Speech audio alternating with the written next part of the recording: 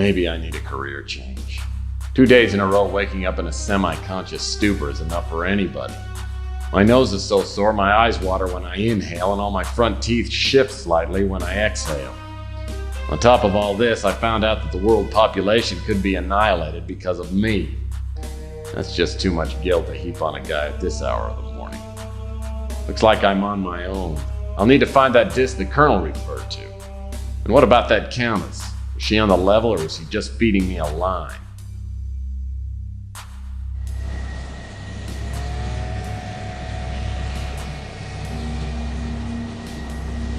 Okay, there's something wrong with this picture.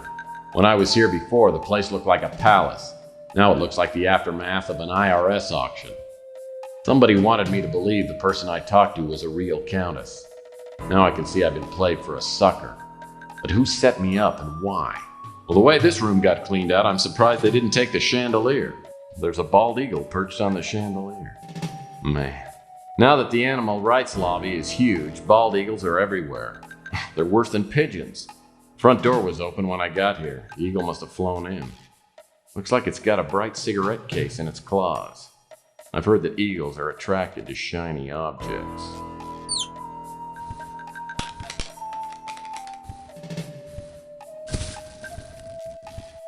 Only the most callous criminal would be so careless with plant life. And some pillars. Looks like an expensive cigarette case. There's only one cigarette left in the case. Maybe I'll keep it around for a smoking emergency. These doors may have opened at one time, but they appear to be permanently sealed shut. Whoever that was that met me here the other night may have set me up, but I'll bet you didn't get her cleaning deposit back. This table must have come with the room. It's like the obituary section of yesterday's Standard Examiner. The ashtray's loaded with expensive imported cigarette butts. Searching through that fireplace could be a real pain in the ash. Hey, neat. I saw a watch just like this one in my spy supply catalog. Really nice spy watches have things like built-in parachutes.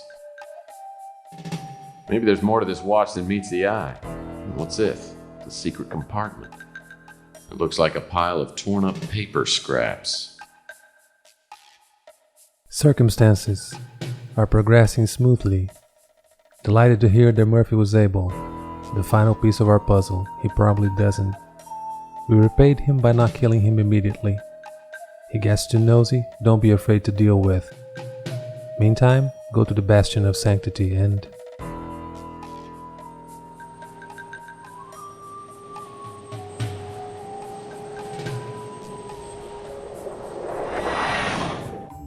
When I get to the Colonel's office, the police are just leaving. They tell me they've combed the place and come up empty. I'm not surprised. As I step inside, I try to remember what the Colonel told me. Something about a winter chip and an emergency disc hidden somewhere in the display case. Maybe the info on the disc will tell me something about this chameleon. I gotta ask myself once more, does everybody in this town own a credenza? Oh, nice bow. This must be one of those Flintstone spare rib desks. Standard office supply stacking trays. Nice computer. Looks like it's all hooked up. Nothing's coming up. I'll need to load up a disk before I get any information off this computer. Well, the Colonel certainly does like his calendar spicy. Boy, the chameleon sure was in a destructive mood. View outside these windows is breathtaking. Small table's a perfect resting place for a glass of scotch. Too bad the Colonel got rid of his liquor cabinet. That picture frame's lying face down. Oh, nice looking dame. This must be the Colonel's squeeze. If I could track her down, maybe she could give me some more information. A deluxe hydro dispenser. And I thought my water cooler was nice. Rosebud. Oh, villains. Not only did they leave the Colonel for dead, but they spilled garbage everywhere. I'm sure the chameleon went through this stuff and picked up anything important. Chairs are a little too nice for my taste. Colonel always did have the nicest desk in the business. Colonel's got good taste in lamps. These desk drawers were probably searched by the chameleon, but maybe he missed something. My PI instincts and keen sense of smell tell me that this envelope was sent by a woman of some kind.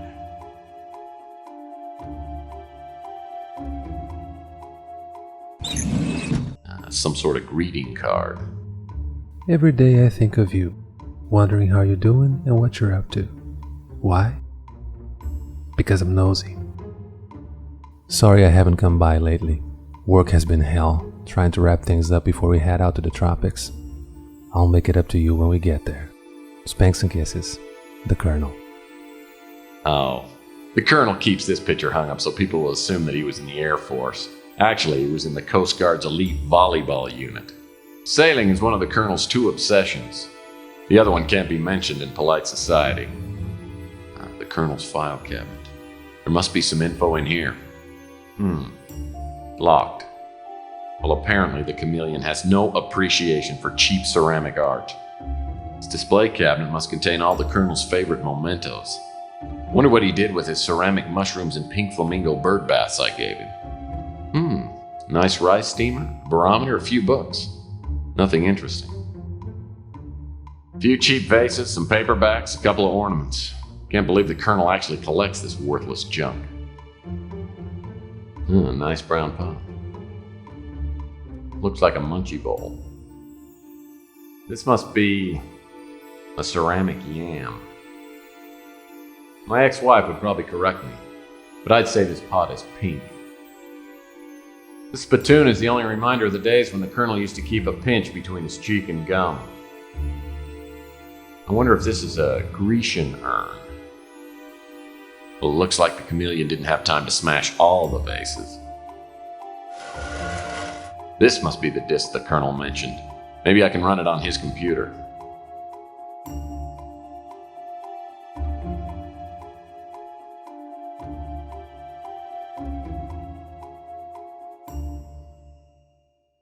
Tex, in case anything happens to me, I've made up this disc to give you enough information to carry on in my place. Despite our past problems, I don't know anyone else who could replace me. Since you're reading this, I suppose something has gone wrong. So now, it's up to you. First of all, you've probably never heard of Capricorn. All you need to know is that it's a secret organization that infiltrates groups which pose a threat to society, then unravels them from the inside out. Dozens of cults, terrorist groups, and political cabals have been broken up before the public ever knew there was a threat. How I came to be involved with Capricorn is unimportant. Suffice it to say that we've done each other some favors. I have been helping them infiltrate a corporation called Genetic Research Systems, GRS. I won't waste time on details, but I was hired by someone to investigate a disappearance, and the investigation led me to GRS. I learned that there were secret experiments being done there, and that the top people were members of a cult. I relayed this information to Capricorn and learned that one of their agents was already there undercover. You know about the Crusade for Genetic Purity and maybe about their religious retreat, the Moonchild. To all appearances, it's a gigantic orbited biosphere capable of holding hundreds of thousands of occupants. If, however, the Moonchild is armed with nuclear weapons, it could literally hold the world hostage from its vantage point. Capricorn wants the Moonchild destroyed. The cult at GRS is linked to the Crusade. The undercover agent learned that she would be going to the Moonchild, so Capricorn devised a computer virus and encoded it on what's known as a winter chip. I made a delivery of the winter chip from Capricorn to the agent at GRS. Less than 3 days after I delivered the chip, 24 undercover Capricorn agents had been discovered and murdered, and Capricorn headquarters had been destroyed. Undoubtedly, the faceless forces behind the Crusade for Genetic Purity are responsible for effectively ending Capricorn's existence. GRS is no longer in operation and the undercover agent, Eva Shanze, has disappeared. What I was doing, and what you must now do, is find out what happened to Eva and help her complete her mission. If she has been discovered, you must find the winter chip and somehow get it into the Moonchild's computer system. There's additional information in my safe, which may put you on the trail. This must be the safe the Colonel referred to on the emergency disc. This is a top-of-the-line security safe, and I'll need a combination to open this.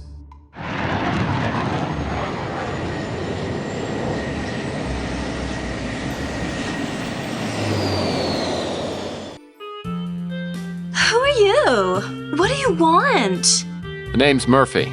I'm a private investigator. Is this some kind of a bust? Yeah, but it's your legs that really caught my eye. Well, that's very sweet, but I'm seeing someone and he's gonna be here soon, so if you'll excuse me. I'm a friend of a friend. Look, if you're looking for a date, I don't do that anymore. I have a boyfriend and I'm expecting him any minute. I'm here to let you know that your boyfriend won't be coming by tonight. Maybe ever. Someone tried to murder the Colonel. I don't know if he's gonna make it. He may be dead now for all I know. The Colonel? Dead? I can't believe it! I guess we won't be going to Bermuda next week. I can tell you're pretty broken up about your sugar daddy, but would you mind trying to answer a few simple questions? Hold on a second. How do I know that you didn't, kill the Colonel? Well, he's not dead yet. And besides, if I were here to kill you, I'd have done it already. Okay, fine. Then why don't you just, leave me alone? I'm very upset. All right, I'll leave. But I found something at the Colonel's that you might want. I guess I'll just take it with me. Okay, let's see it. There wasn't any money in it? Okay, I guess I can answer a few questions. Well, he was nice to me, so I was nice to him. It was fun. I feel kind of bad now, though, because he gave me this package that I wasn't supposed to open unless something happened to him, but I opened it anyway. And I was so disappointed because there was nothing in it except for this stupid key. No money, no jewels, no nothing. The Colonel talked about that, but I never really paid any attention. Chameleon? Oh, I feel so stupid. The Colonel mentioned that name a couple of times, but I thought he was saying he was getting close to getting his hands on $1 million. Well, I'm just a lonely girl looking for a new friend to play with. You might be fun, but you don't look like you have very much money. Sure, I guess you can take it. I don't even know where I'd use it.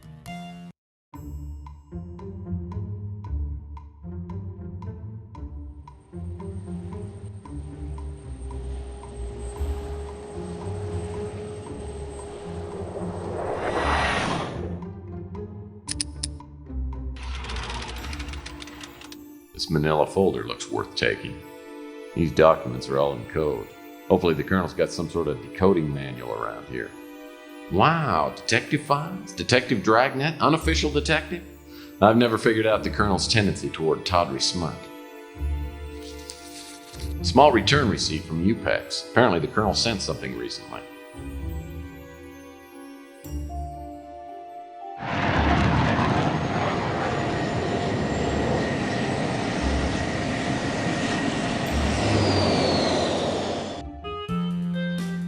Back again? I've been thinking, I think we could, be friends.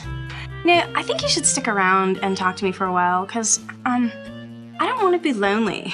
Nice try, sister.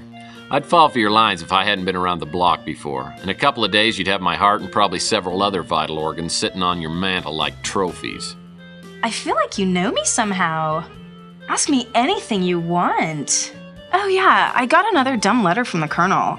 There were some, numbers and stuff written on a piece of paper inside. You can have it. I can't even understand what it is.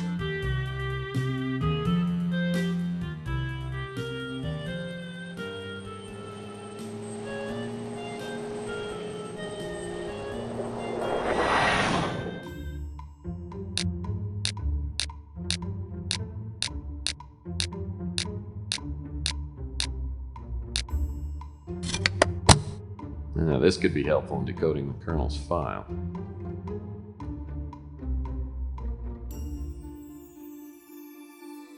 November 4. My client is Paul Dubois, a genetic scientist working on a top-secret project for GRS.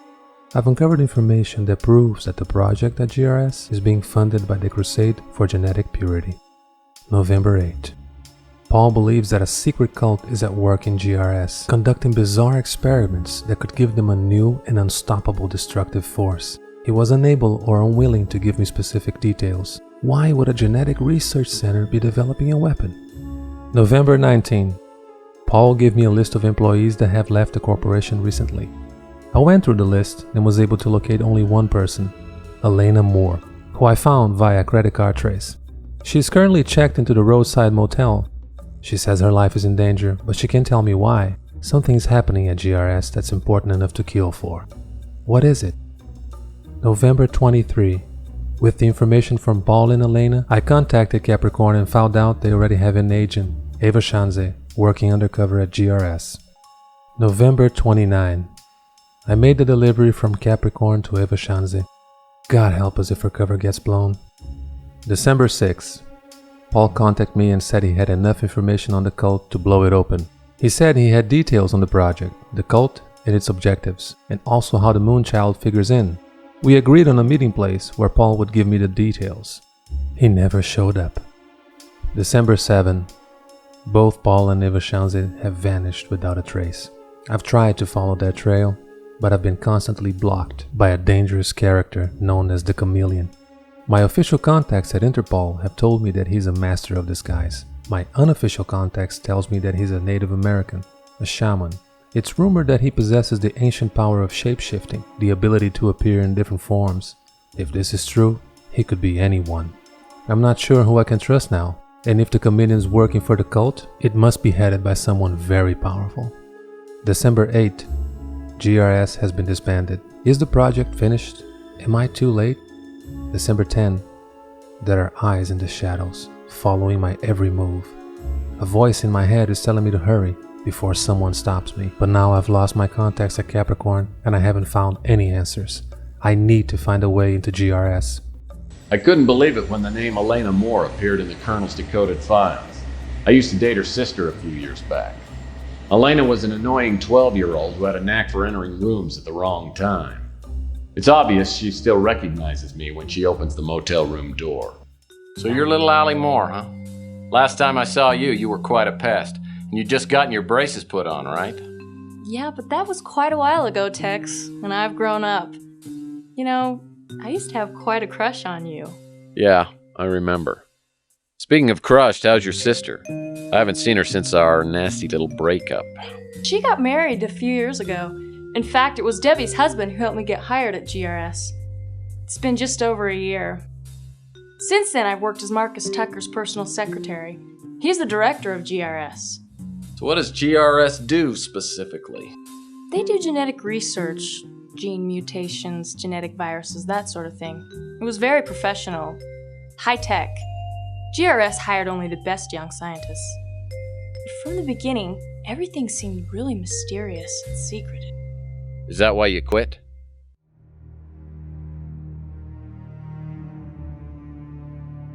I didn't leave until I started receiving the threatening notes.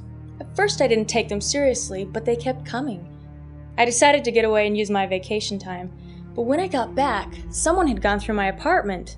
That's when I checked into this motel. How did the Colonel find you? I don't know. He just appeared here one day. It took him a while to convince me that I could trust him.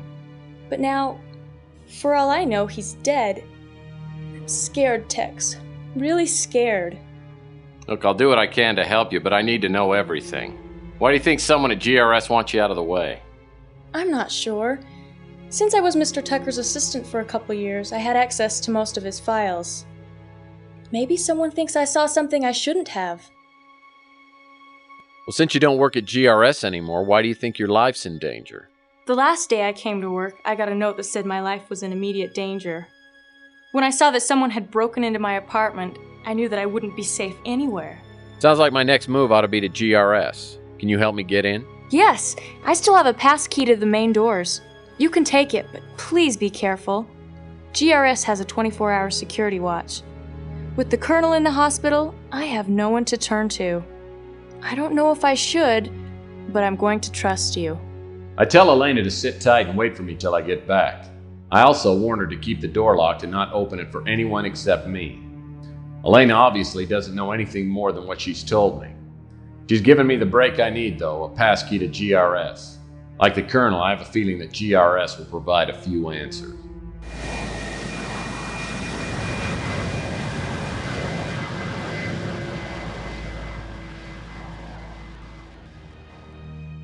The GRS office complex is located in the heart of New San Francisco. Elena's passkey gets me into the lobby, which is empty. A directory shows Marcus Tucker's office on the 4th subterranean level. I take the elevator down. Before the doors open, I hear a warning. Attention! lethal security probe on premises. Now the door to the R&D office. This access panel appears to be turned off. Getting around this place is too easy.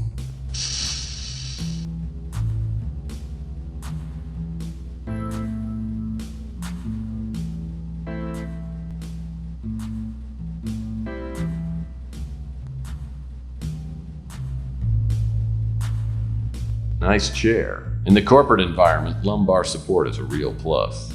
The consoles seem to be working, but they're inaccessible. Boy, whoever sat here was really good at tic-tac-toe. He had computer consoles just like these on Lost in Space. As a matter of fact, I think these are the props. A hex wrench.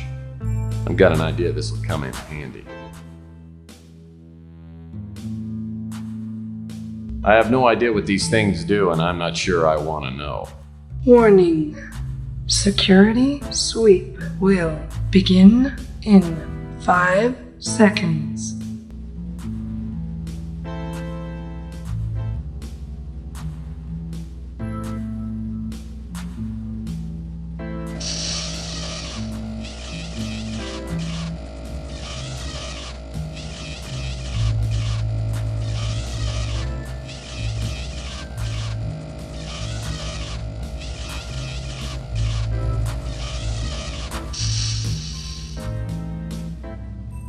Nothing of interest here except an unappetizing wad of gum.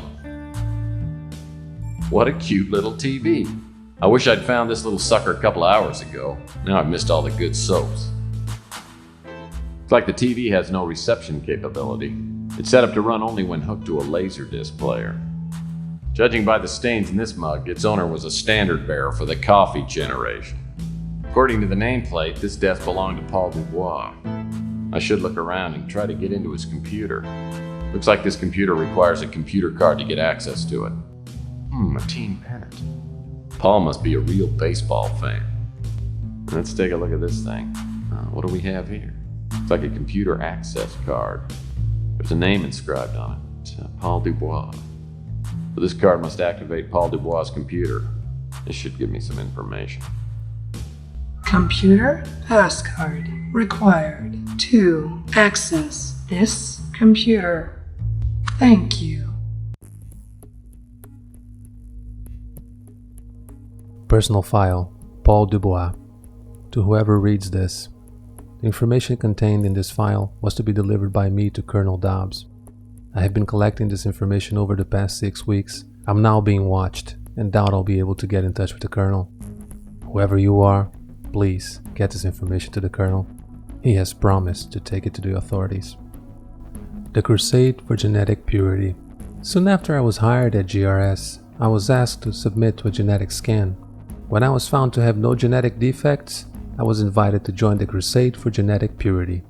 I resisted initially, but accepted when I found out that Eva Shanze wanted to become a member. Eva is a project supervisor here at GRS. I admit, I had a romantic interest in Eva and thought it would be a way to get to know her.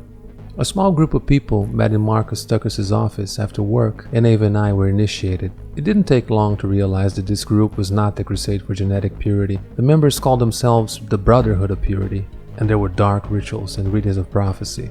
Frankly, I was scared, but I was sure that there would be no way out once I was involved. It was Eva who told me to contact the Colonel about exposing the Brotherhood. The GRS project. The project we've been working on is being directed by Marcus Tucker, with Eva Shanze, Thenio Murray, and Camden Leander as project supervisors. Tucker has divided the project phases, so only he knows everything that's going on. My part in the project has been to develop a specific artificial viral strain, which I've been told will be used in treating respiratory ailments such as bronchitis and asthma. At one time, there were at least 30 people working on the project. Now we're down to 8. I tried to contact some of the employees that left, but couldn't. Today, I found out what happened to them. Some of them were considered to be genetically suitable and have been sent to the Moonchild. The rest are dead. I accidentally found a recording made of an experiment, and the test subject was one of my former co-workers. I only saw a few moments of the experiment, but it was horrible. I am sure that experiment involved the use of an airborne virus that was inhaled. It caused a violent death almost instantly. It's horrifying to think that my research has probably contributed to the virus that was being tested. The Moonchild. Those who've heard about the Moonchild have been told that it's religious getaway for faithful members of the Crusade for Genetic Purity. I found out otherwise. It was constructed by the leader of the Brotherhood of Purity and is referred to as the Ark of Humanity. The only people allowed to go there are members of the Brotherhood, genetically pure humans. The Moonchild is gigantic and has been constructed to easily support thousands of people, along with all known forms of animal and plant life for several generations. The ultimate purpose behind the Moonchild is to provide a safe haven for the faithful while the Earth is going through its final purification. I don't know exactly what the purification entails, but I believe it's directly related to the experiments we've been doing here at GRS.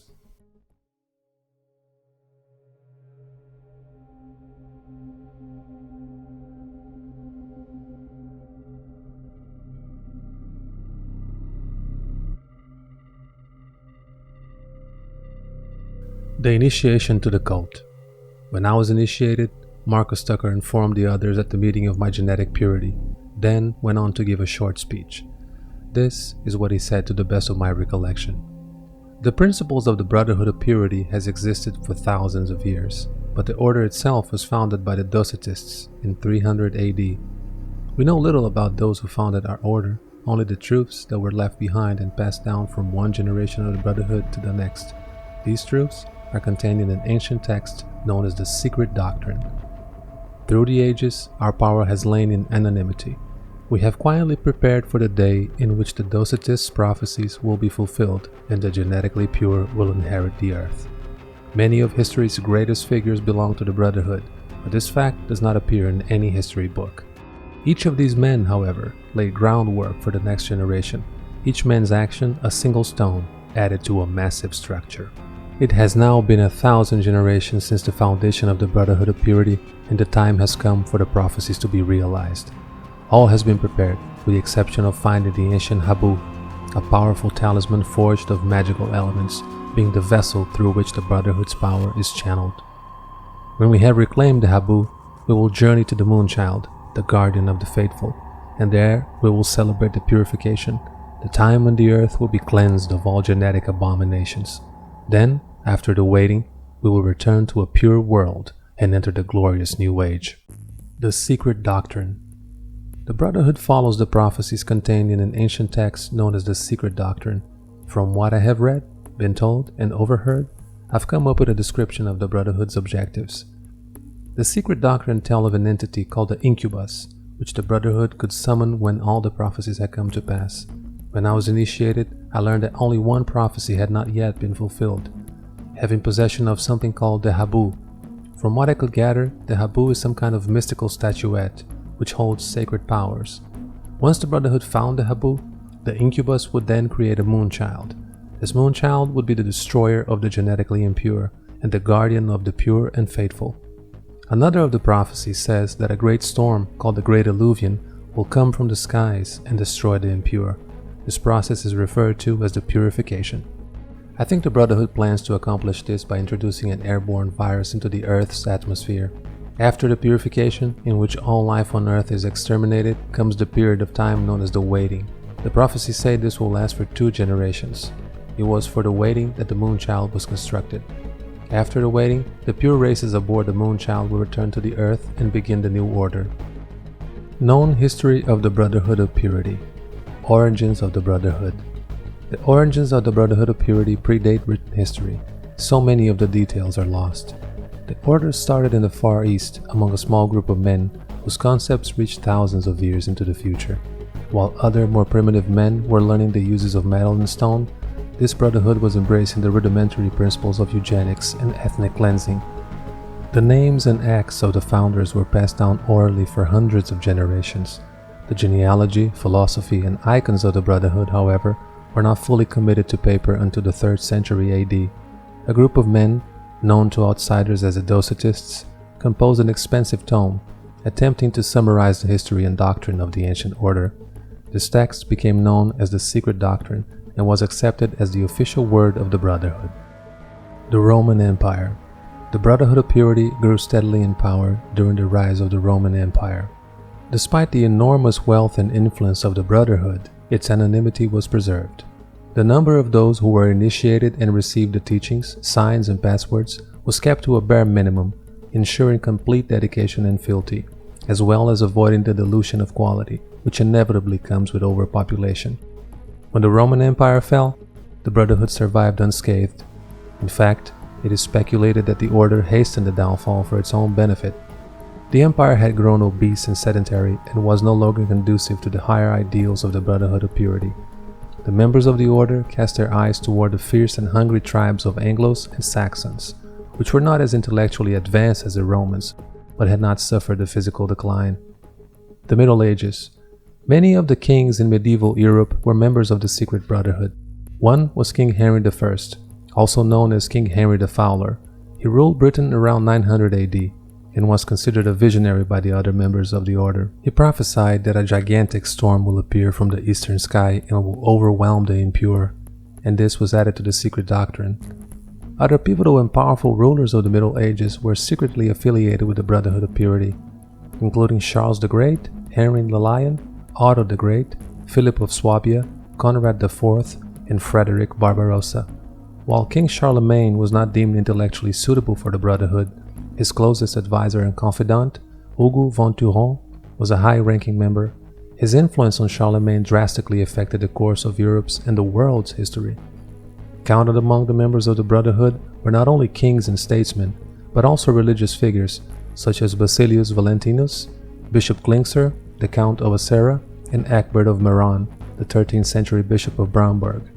The Spanish Inquisition was instigated by a single radical member of the Brotherhood who held a high position in the Papal Order. It is commonly believed that the hundreds of thousands were put to death because they refused to join the Catholic faith.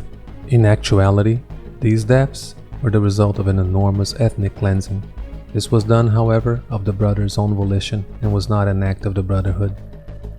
Splinter groups. Throughout the Middle Ages and into the 20th century, there were several branches which sprang from the Brotherhood. The Crusades were in part associated with one of these branches.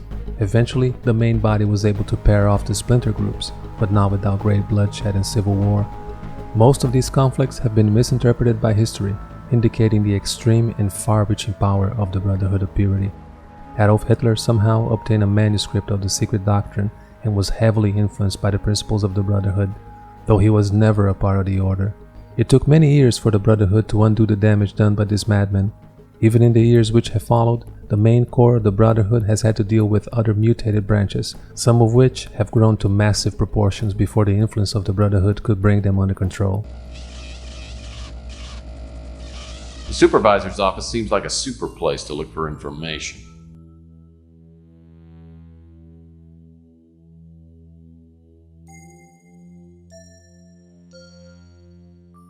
These computer panels probably do something, but I have no idea what it is. This door is locked electronically and there's no way I can pick it. No way into this high security area. The switch to the door is that red button on the table. But what's that I see sitting next to it? That's a roast beef sandwich. The air vent looks like it could be removed with a hex wrench. The opening isn't big enough for me to get through, though.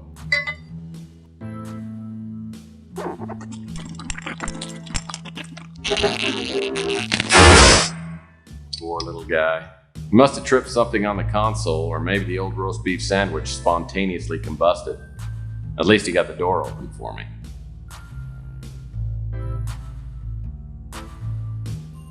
It's a memo. It says, "Memo to Marcus Tucker. This disc was confiscated from Ava Shanzi before she was imprisoned on the Moonchild. We are still searching her personal effects for any sign of the Winter Chip. Looks like a mini disc. Something tells me I have to see whatever's on it. I love finding unlocked drawers. This laserdisc is titled, So You're Starting a New Job at GRS, narrated by Marcus Tucker. Oh, there's a scratch on the laserdisc. I wonder if it still works. This looks like it might open one of those office doors.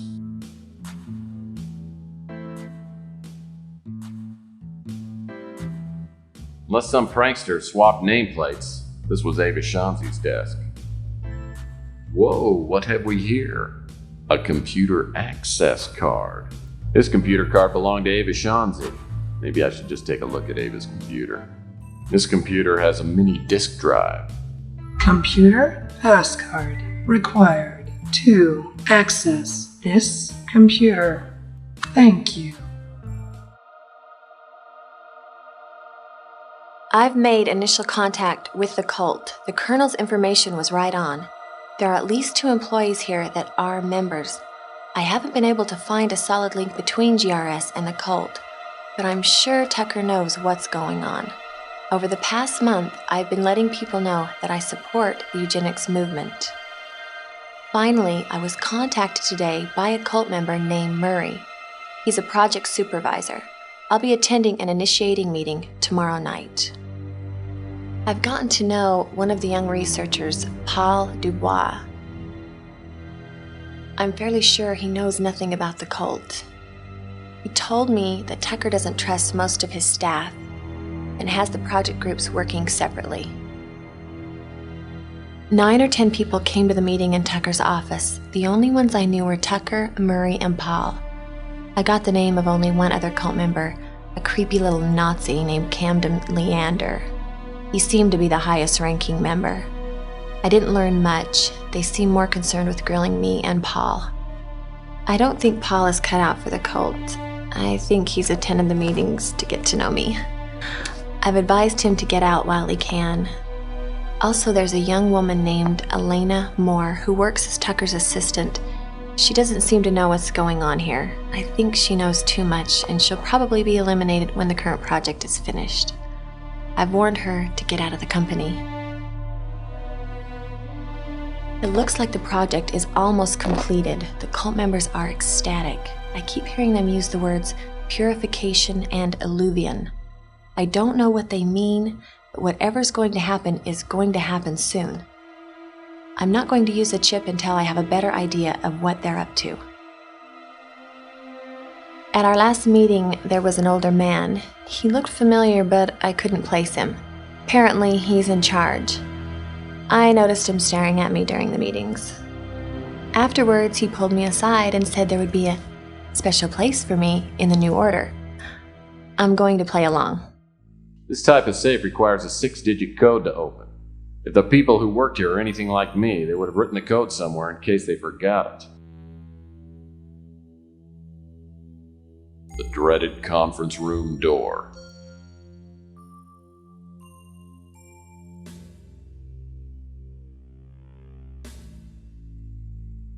This chair looks really comfy. Wish I had more room in my speeder.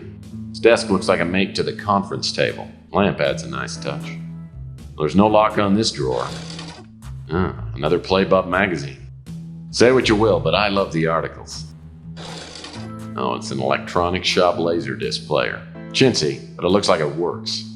This thing's useless to me unless it's hooked up to a TV.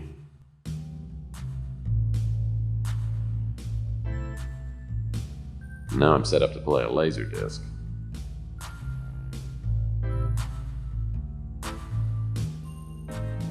Hello, I'm Marcus Tucker.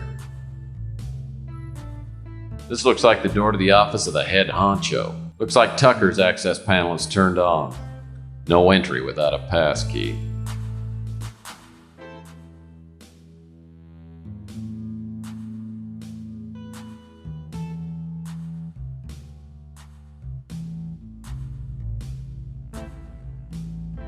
Something tells me I'll find some answers behind this door. This panel must control access to the safe. Looks like it's a voice-activated ID system. My guess is that only Marcus Tucker's voice will work on this system. To access the safe, please prepare for voice ID verification. Please speak your name now. Hello, I'm Marcus Tucker. Hello, I'm Marcus Tucker. Hello, I'm Marcus Tucker. Stand by for DNA scan. DNA incompatible. Attention, security, intruder on premises. This little Buddha has 2 initials on it. ES. I'll bet that stands for Ava Johnson. A video cassette marked Project Presentation. Looks interesting, but I'll need to find a video cassette player. Let's take a look at this Buddha. Whoops, so clumsy. Well, I'll be darned. This must be the winter chip. And it was right here under the cult's nose the whole time. This must be one of the winter chips the Colonel referred to. Looks like some papers have been shredded and dumped in here. In my experience, only important papers get shredded. Brother Marcus, we are seekers of purity who will abide no defect in spirit or form. The time is close at hand. Your work was exemplary and adhered in every detail to the holy prophecies. Now that we have the sacred relic in our possession, our plans can be carried out. I regret that you had to eliminate Dubois. Alas, such is the folly of men. Shanzi is being held on the Moonchild and will pay dearly for her treachery. Also, as feared, Brother Thaniel was not genetically suitable for our order and had to be retired. Now your instructions. Go to the Bastion of Sanctity. Upon arriving, the Chameleon will provide transport, though he will not travel with you to the Moonchild just now, as he has other business to attend to before joining us. Godspeed, brother.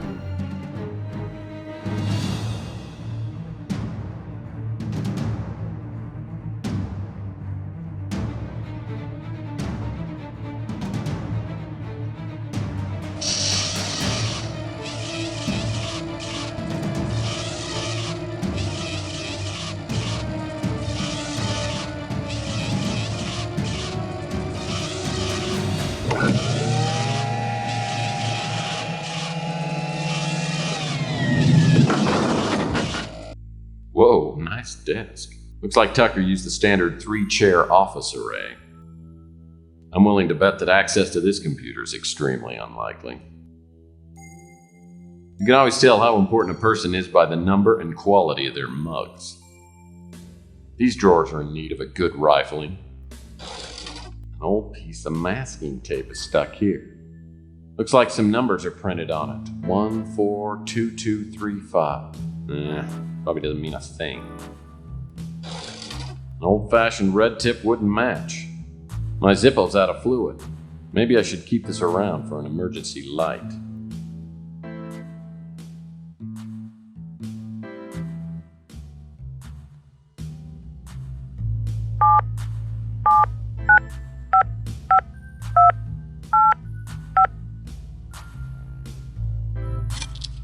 I wonder what's in that vial.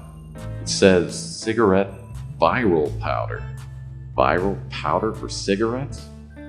A cigarette load is a classic practical joke, but this is ridiculous. This table's solid oak. These chairs are actually attached to the floor. Must cut down on chair thefts. These mugs make me thirsty for a cup of Louis' Armageddon Espresso. This memo consists of a short outline titled Anticipated Patterns of Organic Regrowth. Topics listed below include effects on marine life, risk of vegetation contamination, and possibility of inherent immunity. These trees look real enough to eat. And Papa Bear said, "Someone's been sleeping in my bed." Well, this must be the GRS patron saint of evil.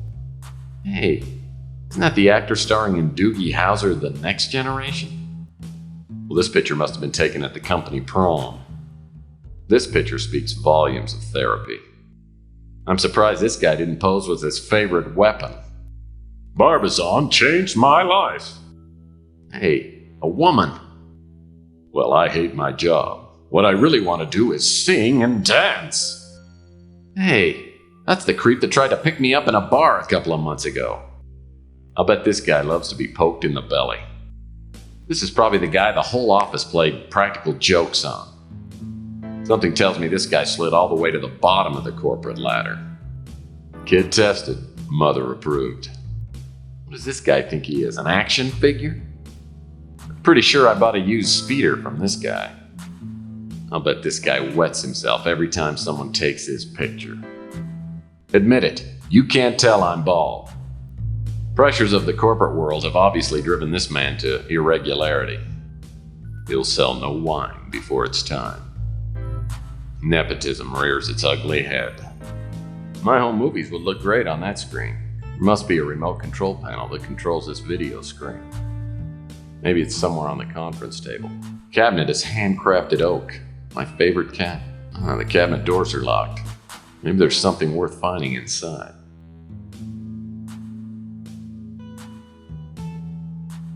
Hey, a key. Must open something here in the room. Looks like a state-of-the-art VCR. Some kind of remote control pad. Probably controls the audio-video display. Though not an effective way to infect the mass population, the viral powder combined with tobacco then inhaled is the quickest way to provoke death. Witness its effects on the traitor Paul Dubois.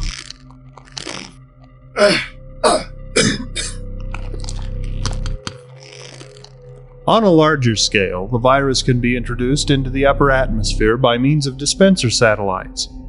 With proper flight path alignment and a minimum of 100 dispensers, Earth's atmosphere could be thoroughly saturated within 12 hours. Once in the atmosphere, the viral molecules bond to condensing moisture and create a seeding effect. The ensuing rainstorms would bring the virus down to the planet's surface. As we have witnessed, the effect of the virus is almost instantaneous, and the entire fauna population of the Earth should expire within several days at most. While this method of extermination is thorough, its residual effects are significant. The atmosphere will continue to cycle the virus for years until natural decay and filtering cause the viral strain to become a negligible portion of the atmosphere. We estimate that this process will require a minimum of 30 years to complete.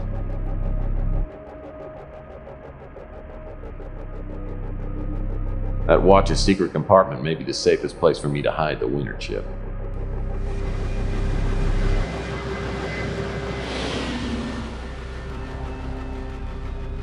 Sure, I'm glad to be out of GRS. I'll need to catch a few winks before I go anywhere else. First thing in the morning, I'll need to go back and check on Elena.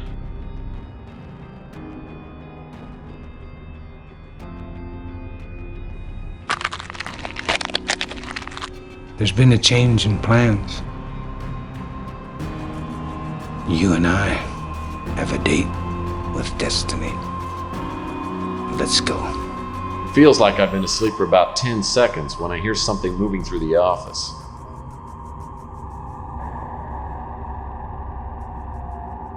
Hello again, Murphy. Remember me? If not, how about now?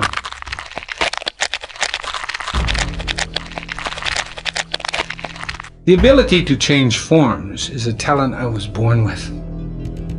The metamorphosis is difficult to explain, but I've found it quite useful.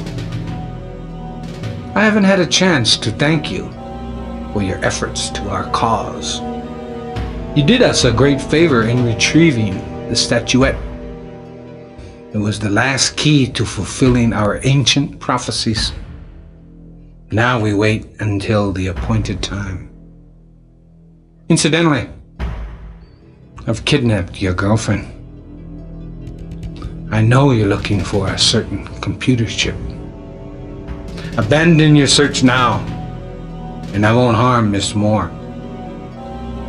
It would be a shame to kill her. Besides, it's not easy stuffing a head into one of those water coolers. Just ask your friend Pug. He's cooling off right now.